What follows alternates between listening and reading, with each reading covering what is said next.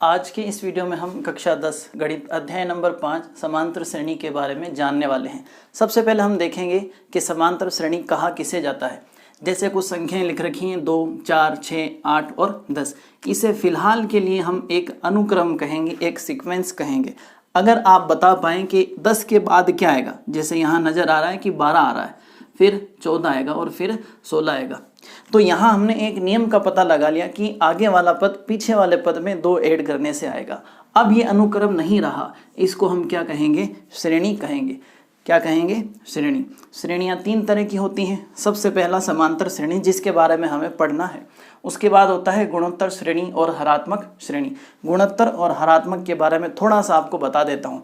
ये गुणनखंड के रूप में आगे बढ़ती है, गुणनफल के रूप में। जैसे 2 का डबल, 4 का डबल, 8, 8 का डबल 16, उसका डबल 32, 64 और आगे इसी प्रकार 2 गुना, 3 गुना, 1.5 गुना, 2.5 गुना, इस तरीके से ये आगे मल्टीपल्स में आगे बढ़ती है। हरात्मक श्रेणी की बात करूं तो ये भिन्न के रूप में लिखी जाती है, हरों के रूप में। 1/2 हो गया, 1/4 हो गया, 1/6 हो गया, 1/8। इसमें आप जैसे जैसे आगे बढ़ते जाएंगे पद छोटे होते चलेंगे और इनकी वैल्यू ना के बराबर होती है, जिन्हें नगण्य कहा जाता है। चले वापस आए अपन समांतर श्रेणी, जिसके बारे में हमें पढ़ना है। सिंपल सी भाषा है, ऐसी श्रेणी जिसके पदों के बीच का अंतर समान हो वो समांतर श्रेणी कहलाती है। पद ये 2, 4, 6 ये पद कहलाते हैं, श्रेणी के पद। इनके बीच का डिफरेंस अगर देखा जाए तो 2 है, यहाँ भी 2 है, यहाँ भी 2 है। तो डिफरेंस जो है, जो अंतर है, वो बराबर चल रहा है, समान चल रहा है, इसीलिए इसे हम कहेंगे समांतर श्रेणी।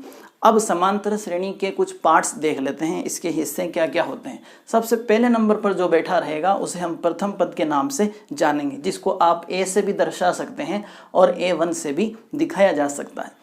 दूसरे नंबर पर जो भी बैठा नजर आएगा उसको आप द्वितीय पद कहेंगे, दूसरा पद, उसको आप A2 से दर्शाएंगे। अगला तीसरा होगा जिसको A3 से, और उसके बाद A4, A5, A6 आगे इसी प्रकार चलता रहेगा। इनके बीच का जो समान अंतर है उसे हम सार्व अंतर के नाम से जानते हैं। जैसे यहाँ 2 का डिफरेंस है, जो ये 2 का डिफरेंस है, ये क्या है? सार्व अंतर। ये सार्व अंतर प्लस में भी हो सकता है, माइनस में भी हो सकता है और 0 में भी हो सकता है। अब प्लस माइनस 0 का मतलब मैं आपको बता देता हूँ।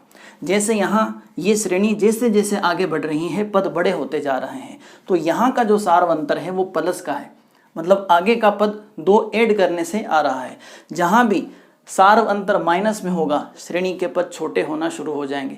जहाँ भी सार्व अंतर 0 हुआ, वहाँ आपकी श्रेणी के पद इक्वल होंगे, सारे एक जैसे होंगे। तो ये था समांतर श्रेणी का छोटा सा परिचय। अब हम शुरू करने वाले हैं प्रश्नावली 5.1।